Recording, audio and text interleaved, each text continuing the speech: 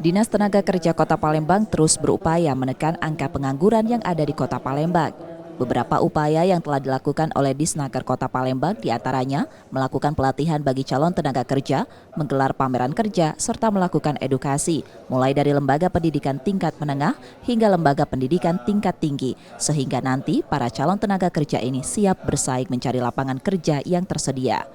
Disnaker Kota Palembang mengakui saat ini tingkat pengangguran di Kota Palembang masih berada di angka 7%. Disnaker Kota Palembang optimis mampu menurunkan tingkat pengangguran di Kota Palembang ke angka 1%.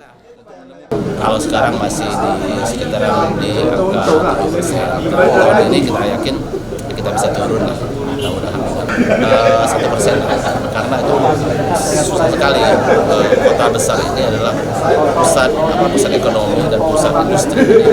Mereka yang dari daerah itu ke kota besar, mereka yang telah menamatkan sekolah tentu tidak akan kembali lagi ke daerah karena peluangnya lebih besar.